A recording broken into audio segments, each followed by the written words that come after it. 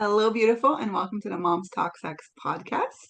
With me, your host, Mor Yelvington of Mor, Transform Into You, where I help you step out of trauma and reclaim your power. I'm so honored that you are here today, and I have the most beautiful guest, Mariah. Hey, Mariah. Hi, thank you so much for having me. I'm so excited to be here. Thank you for being here because I know we're going to have a super juicy, sexy conversation. So, why don't we start with you introducing yourself and what it is that you do?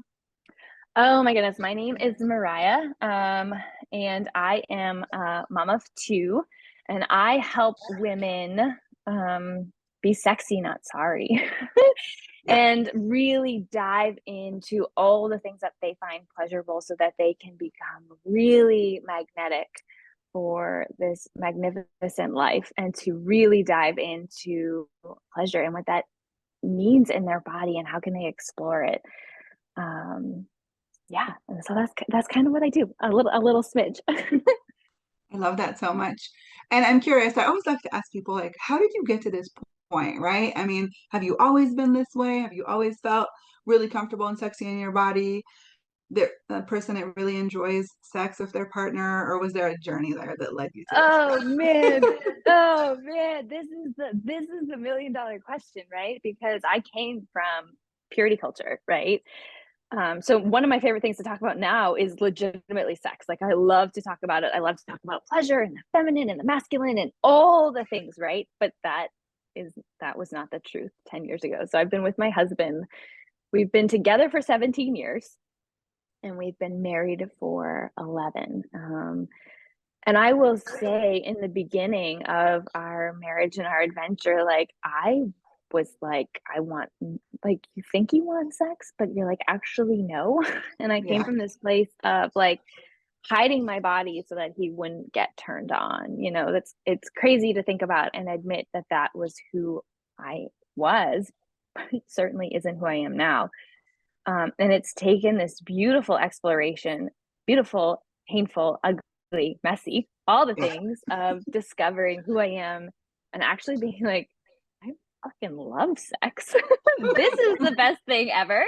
Right. And I love it with my husband and I love it by myself. Right. And all the things that kind of come with that. But it took like a really grueling healing process. And it really kind of culminated. My second was born and I definitely had postpartum depression that was undiagnosed and I was touched out. I was like, don't touch, like, realistically I came from a place of like, you have Catholic school upbringing. You have sex and you're a bad person.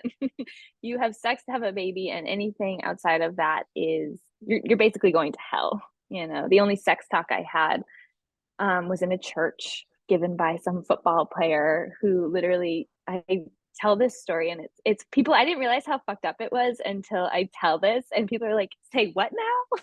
I know, like you So said, literally, a football player, and I was like, yes, what?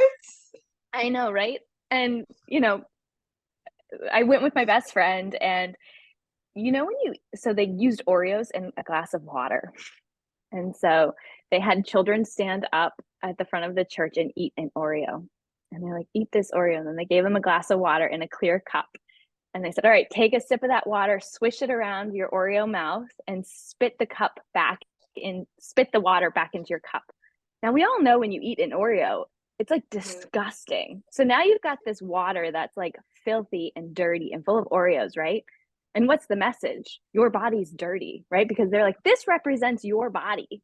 Like, this is you. And so like thinking back on this as like an adult with children, I'm like, oh my God.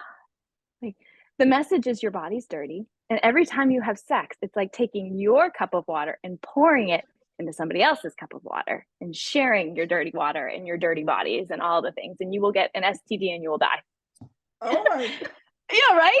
So, like, no wonder I have fucked up issues around sex. Right? Now, my parents did a phenomenal job. Like, this is just like, we didn't talk about it. This was taboo, right? And so, like, hand it off to somebody else, the professionals, they'll take care of it. Well, when the professionals, aren't inclusive in all the things, right? It's messy. Wow. So that's where I came from, right? I had my second daughter, and she really pushed me like hard. in, in ways of like, I really had to look at who I was. What did I want in this life? What kind of healing was I going to do?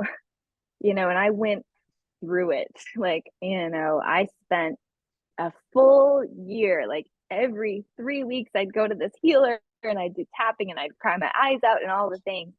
And we tapped through a lot of sexual trauma that I had as a kiddo that I really didn't realize that I had, like these experiences that seem really minuscule. I call them traumas with a lowercase t, because they're not like these big events, like I was attacked or X, Y, and Z, that you think of as typical trauma, but these really little incidences that add up over time. Would you give an And so, example? Because I feel like that can really shed light for some women. Because, like yeah, so many women that come to me, like I said, they come for anxiety, depression, pain, and it always stems from these sexual traumas that we don't think are traumas. So yeah, maybe by sharing some examples, you can shed some light on that. yeah. Damn, I knew I'd have to be vulnerable today. I didn't know I'd have to be this vulnerable, but I'm here for it, right? Because this is how we change. We don't be quiet, right? So like when I was really little, I had a man expose himself to me in the mall, and I never told a soul, And at that point, I had never seen a penis, and I was probably 5 years or so. And because, the opposite sex in that purity culture, like you were not supposed to look at the opposite sex. Absolutely not. So when this man was in the children's section and he exposed himself, I didn't tell anybody. I held on to that, right? Inappropriate play as a child, with opposite sex that's not appropriate, like from older, to younger, to name a few. What else? Obviously I'm not meant to share because I can't think of them, but Yeah. in essence, right, like, I think those are great examples, though, that we don't think yeah. would be traumatic, but And in essence, my thing was like the surprise penis. And so you keep manifesting the same thing over and over, like it's a pattern, right? And so that like that surprise penis, like that I manifested when I was really little, like keep coming freaking back, and it would get me, and it would get me to the point where like it would show up in my adult life and in my marriage in ways like my husband couldn't come up behind me and like surprise me, because I would like immediately be triggered, right? Because wow. like that unknown, like it really was affecting my marriage in ways I didn't realize until it no longer affects me. And I'm like, wow, like Yeah. that is a really brutal way to live life, right? To not, Yeah, because you're constant on guard, constant anxiety that something is going to attack you, so to yeah, speak, right? Like oh, the body is totally. constantly triggered. It's really hard. Yeah. And I would have to be like warned. Like if my husband wanted any sort of intimacy with me, I would need warning. Like, hey, in a couple hours, and I'd have to like be mentally ready, right? It's definitely not like that anymore, right? I tell you, there is hope on the other side, right? And these may not Yes. seem like big things, but like when you never feel pleasure in your body and you're never taught to feel pleasure in your body, like nobody teaches you how to orgasm, or how to explore your body. Like these are really simple things to do that I'm already teaching my children in a really appropriate way, right? Like your neck mirrors your yoni. And so maybe you don't feel comfortable pleasuring yourself in your genitals, but your neck is a direct mirror of it. You can start by massaging your neck, get a little oil and gently massage your neck and your chest and your breasts, like, and all that you can derive pleasure from, right? You can sensitize yourself to be able to orgasm by just manipulating your nipples. Like all of this is truly possible if you Right. let yourself sink in and just be kind, right? Like you can't just like go for gold. Like there's so much magic in the whispers and in the gentleness, right? When you can find pleasure in like a stroke of the arm and a soft kiss, like that's when you can get cervical orgasms and see God. Like I'm not, like I came from this place of like, don't touch me, I need warning, to like, I want a cervical orgasm so I can see God again. And I know that sounds crazy, but like you have these moments and these orgasms where you're like, oh my God, like I am the universe and the universe is me and this is amazing. Like these are not just clitoral orgasms, right? These are like earth shattering. And I wasn't always this way, right? Like I took classes, like I did a class called Kung Fu Vagina. Oh my And gosh, was it with Kim? yes, Kim Anami, I like, love her. I oh love my her. God, She is amazing. a whole new world for me. And I was like, oh, I'm like looking around in my new world and I'm like, oh, I like it here. I really like it here, right? But like you have to take that step to do that scary thing that you're like, you say what now? Right. What? But I want to ask you, so was Yes. there a point where you were like, I can't live like this anymore. I have to do something? Oh, Or like how did you get to that point, right? Of this is not how I want to live. I want to do something different. I'm yeah. So I don't think there was a point, right? Because I never imagined this to me, living an orgasmic life was never a possibility. Like a good life, yeah, sure. I want a good life. I want money and I want nice things. But like to feel pleasure in every moment of every day, to be like wet and turned on all the time, like to gush, like I didn't know what? I didn't know that was a reality or possible, right? So I had this friend, Miriam, I love her, and she sent me one of Kim Anami's things and was like, um, check this lady out. Like she's got this crazy class. And I'm like, it was the Kung Fu Vagina class. And I was like, she's like, I've been following her for like a year. And I'm like looking and I'm like, why aren't we in this class? Like, oh my God, what? Are you serious? Oh my God, Miriam, we have to do this. I'm doing this. And she was like, God damn it, Mariah. No, I have to do it. And then we got my other friend to do it. So there was like three of us who did this class, right? And um, before we began the class, Kim Anami has a podcast, and she has this podcast about blowjobs. And I'll never forget listening to it. And it was this woman who was like, I get so much pleasure in my body from giving my husband a blowjob. And I was like, what? What? She's like 45 minutes. And I beg him to let me just suck his cock. And I'm like, what? Are you insane? Like, are you insane? Like, right? Like, no. So I listened to this podcast and I think that was like the turning point of like, oh my God, like shit that we think shouldn't be pleasurable can be pleasurable. It's like that ultimate existential kink, which is another amazing resource that I think every woman should read, that book, Existential Kink by Carolyn Elliott. It's phenomenal.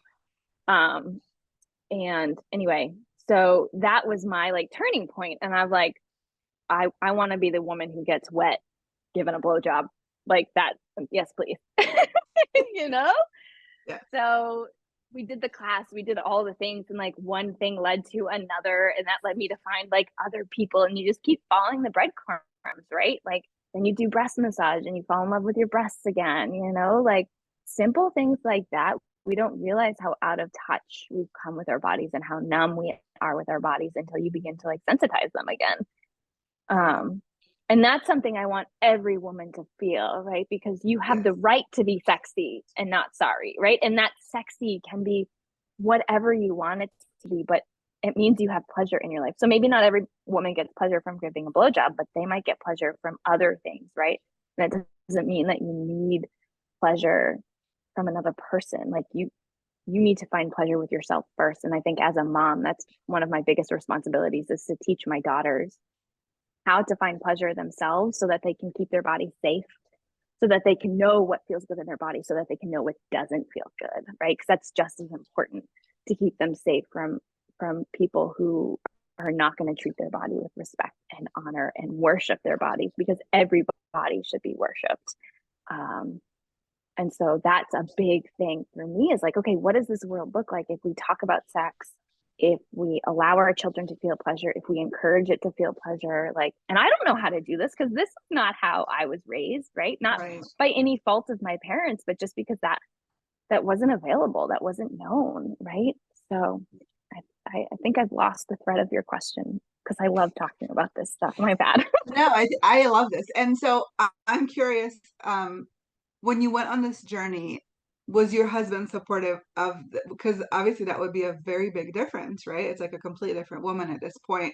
So when you started, oh, wait, let me backtrack a little bit because I'm curious about this too. So would you say you started your healing journey tapping, like you were saying, working with a healer and then you found Kim, or was it working at the same time?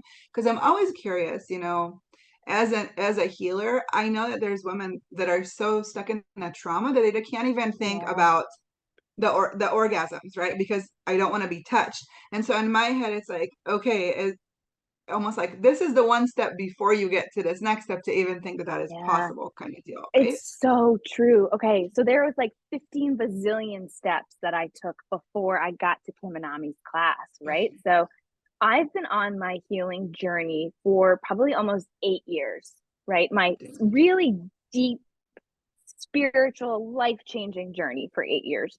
Thinking about bigger physical health and things like that, probably like 15 years, right? It all started with migraines back in the day. So if I think about that, my husband has always been on board with me healing and investing in these seemingly bizarre, kinky, fucked up things because he sees how they work, right? So, 6, 7 years ago, when I was deep in postpartum depression and he had to take time off work because I could not take care of our children, that's where this stems from. And I said to him, I need help. And I think it was the first time I was truly vulnerable with him. And I was like, there's this healer there's this person I want to see. I don't even think I used the word healer. Yeah. She's helped me before, and I think she can help me again, but she's a healer. She does intuitive stuff. She does this weird thing called tapping, but I really think it would help me. And he basically was like, anything, anything to get you back. Like we will find the money, right? Because at that point, like it was a big stretch to go to somebody every 3 weeks. Like I had to drive down there. There was no Zoom things back then, Right. right? So I dealt with all the child. I tapped on all my childhood stuff, all the childhood stuff, all the muck, right? That yuck. And then so I spent like a solid year on that. And I'm gonna get my timelines messed up. But then like I spent like 3 years, 4 years, like diving into who I am, right? Who the hell is this person, right? I tried to be who society wanted me to be as a mom, and that sure as shit didn't work. I had a mental breakdown, right? Like Right. that. I am not the mom who does everything, who loves staying home with her children. That's just not me. So I spent like 4 years discovering, all right, who am I as a mom? And you use these tools like the Enneagram, human design, your star chart, like Myers-Briggs, like all these things are tools to get to know yourself better because you have to, right? So things that were really potent for me were human design and learning my star chart, right? Going to a really fantastic astrologer was really important. And doing these healing things. And also working with this beautiful therapist I have who is slightly alternative. She works with like flower essences, and it's like this combination of intuitive flower essence talk therapy type thing. I've been seeing that same woman for like 4 years. Yeah. I have a question. So, Yeah. coming from such a religious background, was going to a spiritual, I mean, because so many religious people see energy work as so frowned upon and like witchcraft or whatever, right? I get these comments sometimes from people, so I'm so curious. Somebody I'm to so come, glad you asked this question. I'm just going to cut you off. I'm just going to cut yeah, you off because I'm so fucking glad you asked this question because the more I dive into spirituality, I recognize that Catholicism is rooted in spirituality. Like there is so much magic that has just been stripped from the Bible and from the church that was there. Like, and there's so many resources. Like some of my favorite, oh my gosh, like I think my favorite thing that I learned over the past like 2 or 3 years is like Mary Magdalene was not a prostitute. Like, right. come on. Like I've never felt so lied to and betrayed when I learned that. So books like Mary Magdalene Revealed by Megan Watterson and things like the book, what is it called? I just finished it. There's something about the rosary, like learning about all these things that they're rooted in spirituality and the feminine. And that Jesus and when you dig deep, Jesus and Mary Magdalene practice sex magic. Like that is why he was able to transcend and do all these magical things, is because of like these really deep meditative spiritual practices he was doing. So when you dive into this religious thing, like if you go into this with an open heart, both can live, Yeah. both can be true. And that I think was the most freeing, amazing thing, because now I could look at my childhood and look at the church teachings and be like, I wasn't lied to. I was just only told part of the story, you Oh, I know? love that. Yes, I love that. And there's so much depth there. And you know, both can be true. And I would never wish my experience on somebody else's. Like religion works for a lot of people. It doesn't work for me. It's not big enough. Like there's too much magic in this world to live in a box this big. Like for me, heaven is on earth. Like I came Right. here for a human experience. Jesus came here for a human experience. Sex is like the most human thing on the planet. Like that's what makes us human, is the physical 3D pleasure of this world. And so, you know, making that, you know, demonized and like, oh my gosh, sinful, like, then sign me up for sin because I am here for it. You know what I mean? Like, I just went on a retreat and I met this magical woman, and we were dancing to this song together about a whore, like something about a whore. And I look at her and I go, that would just be the biggest compliment if somebody calls me a whore, because that means I'm going after what I want, right? I'm not afraid. I'm unashamed, unapologetic about getting what I want. And to me, that doesn't mean I'm sleeping with 1,000 men. It means I'm going Right. after what I want, right? And so coming from that Catholic background, that religious background, I think it gave me freedom and like to explore the depths, things like the Divine Sophia and Anne, grandmother of Jesus. Like there are some really amazing books and resources out there that just tell us more of the story. Like Mary Magdalene wrote a whole Bible. She's got a whole book. And like that's not part of our traditional Bible that it's taught, you know, and it's all about love. Mind blowing. So there's like my gosh, if you're willing to look at religion with an open heart, like it opens so much possibility and magic, and you can just connect these dots that you're like mind blowing. Yes. So I love anyway, that so much. yeah, So, okay, so I want you to maybe share with our listeners, like when you are with your kids and you are at home and you are dealing with things, like how do you, or maybe I should say, do you always feel sexy? Are you always turned on? Do you still need to work on that? Like, if you do, how do you do that? Like, if you're a mom that's home all day with the kids and you're super exhausted, how can you feel sexy? yeah. Is there So specific things that you can do to feel that way? yeah, such a good question, because no, I'm not turned on all the time. My goal is to be turned on more, like more and more each day. And that time from which I'm not turned on to turned on gets shorter and shorter, right? Because turned on to me isn't just like lusting after my husband, right? Turned on is like lusting for life, right? And my husband just reaps the benefits of that, Yeah. you know, right? And we have this really magical connection. And our intimacy brings us closer to God, source, whatever word you want to use, right? When you look at the levels of intimacy and things like that, like we're working on stage 3 intimacy. Um, but what do I do? Like I have found that you have to be willing to shift and be flexible and find what works for you, because what works for me now didn't work for me a couple months ago, and it's shifted, you know, and finding that thing in your coping mechanisms and recognizing that they shift and change. And you have to be willing to hold your ground and put yourself first. That's it. You have to put yourself first. As a mom, you cannot put your children first ever, ever. Like I should just end my TED Yeah. talk there. And nobody likes to hear that at all. I think it's becoming more common, but people don't realize what that means, you know? And so like my daughter right now, both of my daughters right now are going through, they're 6 and 8, are going through an incredibly clingy phase. They are so clingy. They're 6 and 8. They should not be clingy, right? They shouldn't. It's not normal, right? But I have done the work. I've done so much work so that now I can lean in and be like, Kevin and I are growing a lot right now. Things are changing and shifting. The energy is shifting. They feel it. Our kids are so intuitive. They know more than I know.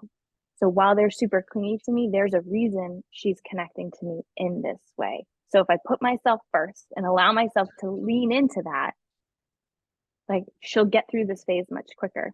You know, what's coming up is like this story, like probably 6 months ago, my daughter was triggering me hardcore. Now, granted, I've been in therapy for a long time and I've been doing tapping for a long time. So like 6 years of, hardcore therapy work, recognizing my triggers. Like, and when I see triggers now, I'm like, fuck yeah, yeah. I get to heal this. Like the other side of this trigger is going to be magnificent, right? So my daughter was triggering me because every time she just wanted to like sit next to me and she wanted hugs at random times. And in my head, I was like, what the fuck? Who does she think she is, just getting hugs all the time? I don't want to hug her. And I'm like, whoa, wow, this is some heavy shit, Mariah. This is a you problem, right?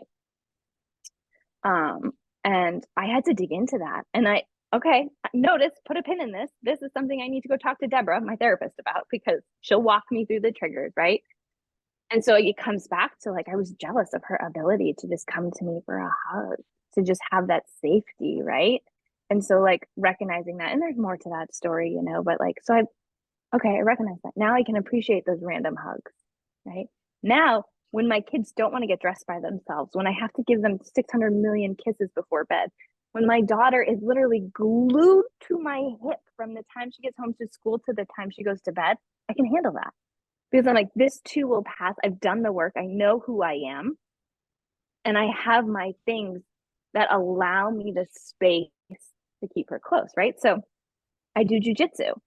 That's one of my things. I like to work out at the gym. That's one of my things. Both of those things fill my cup, incredibly so, right? And they give me the space to love my children in a different way. But that means I take 2 or 3 jujitsu classes a week. That means I go to the gym several times a week, right? I used to do CrossFit. CrossFit no longer. I was a CrossFitter for 12 years, right? Like I loved CrossFit, like lived, breathed CrossFit, right? I drank the Kool-Aid and I did the thing, right? I got my husband into CrossFit, like all the things, right? 6 months, CrossFit wasn't filling my cup like it was. And I was like, kept trying, like, no, this is my thing. This is my thing. This is my time. And it worked so well for my family because we had a rule that my children didn't get screen time unless we were at the gym. And so they could watch TV in the lobby of the gym. Perfect. So they got like a couple hours of screen time that took away all the fighting around when can we watch TV, right? So quitting CrossFit, my husband and I quitting CrossFit, like really sucked for like my kids, for our routine, for all the things, right? But it wasn't filling my cup anymore. It was draining me and it wasn't fulfilling. And I found it not giving me space to be touched and love my kids in the same way, right? So we all need that thing, whatever it is. It could be walking, it could be a dance class, it could be, I personally find physical movement allows for that more physical love that children desire. But it could be something like you just need to read a quiet book by yourself, right? And so me quitting CrossFit really fucked with the family dynamics. And then I'm like, okay, that old coping mechanism, that old tool that I used to use is no longer using. What am I going to use instead? And so right now we're kind of in like limbo, if you will, because we don't really know what it is. I don't really know what it is. I know I need something a little bit more feminine, a little bit more soft. Jiu-jitsu works, but there's still something missing. So I'm just in flow. I'm paying attention. I'm following the breadcrumbs. What does my body want? That little inkling where you're like, ooh, that would be fun. Like, oh yeah, let's follow that. Let's try it. Maybe it's it for now, right? So you have to trust your body, but I almost always find that it's physical exercise gives us the space to physically and emotionally deal with those really clingy, touchy children. But also, I love that so much. Building our children's confidence up is incredibly important. Because if your children aren't confident, then, they're never going to leave your side, So I have the opposite. My kids are just like, leave the car, like, bye. I'm like, can I have a kiss? No. Okay. It's so good, right? Oh, on one hand, I'm like, okay, I raise confidence children. On the other hand, it's like, okay, I need to let go. And they ebb and flow, right? Like different people in different places, and honoring that in our children is so important. But teaching, like it all comes back to pleasure, allowing them to feel pleasure in their bodies, to feel happiness at their own, pace. This includes everything from not forcing them to eat all the food on their plate. Like all this comes back to feeling pleasure in their bodies and listening to their bodies, right? At school, my kids are leaders, outgoing, you name it. when I told my kids' teachers last week at parent teacher conferences that they were really clingy at home, they're like, "What? What are you talking about? We don't see any of that at school." I'm like, "I know. I'm just telling you. This is what we're dealing with at home." It's because they missed the CrossFit, right? They're just like, you messed up our routine.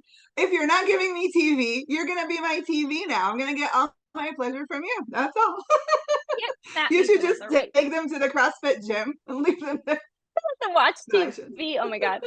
Oh man, we have found some. We haven't quite found how screen time works in our house yet, but we're working on it. And I think giving yourself grace is the most important thing. Like, you had a bad day, all right.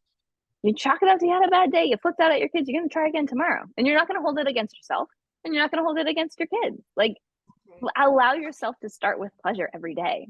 And those little things add up to better sex. Yes. Oh my gosh, I love that so much.